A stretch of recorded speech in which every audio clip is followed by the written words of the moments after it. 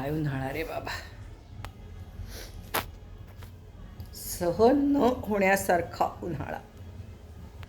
आज एक जुगाड दाखवणार आहे. जरा बाजूला हां, जरा तोपर्यंत जरा बाहेर बारायला बसता काय बघा. आज एक जुगाड दाखवणार आहे. म्हणजे मला हे पडदे जे होते ना ते बदलायचे नव्हते, पण खूप ब्राईट होत होतं.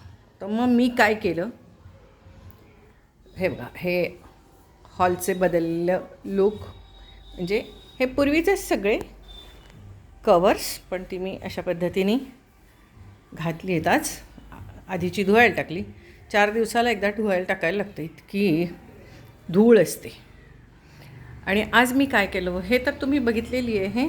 ही माझी साडी होती, मुद्दाम ही साडी होती दाखवायला मी असं ठेवलेलं आहे. त्याला घातलं आहे बरं का दूध आत्ताच. आणि मला आज सकाळी इतकं ब्राईट वाटायला लागलं, तर ते पडदे शिवून बिवून आणणे हे काय कधी माझ्या आता काय आजकाल मला ते होणार पण नाही, आणि मी ते करत पण नाही. नवीन तर इतके ढिगभर आहेत पडदे, तर नको वाटतं. तर म्हणून मग मी काय केलं, एका साडीत असे हे 3 भाग केले. हे बघा, बरोबर 3 केले.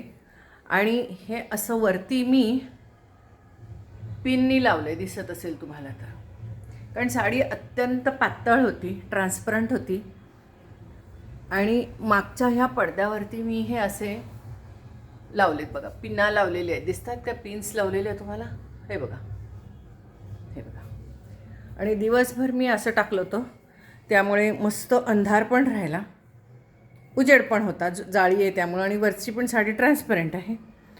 आणि आता मात्र मी संध्याकाळच्या वेळेला जरासा असा लुक दिलेला याला, हे बघा असा. आणि या ठिकाणी काय लावलेलं आहे मी, तर आपल्या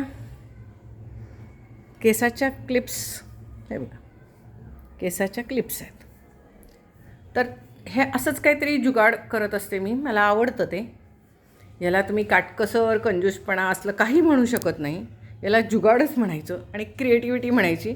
आणि यात खूप आनंद असतो, खूप आनंद, म्हणजे मस्त मस्त वाटत असतं.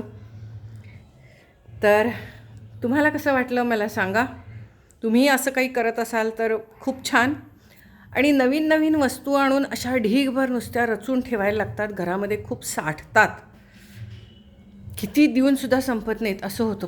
तर मग अशा वेळेला, आणि ह्या काही नाशवंत माल नाही आहे ना, तर त्यामुळे मग कसं होतं की मग असं काहीतरी मी जुगाड करत असते.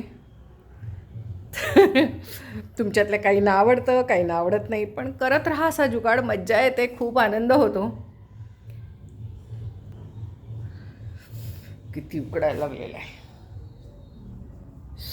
पुन्हा एकदा दुपारी आता अंघोळ पाहिजेच.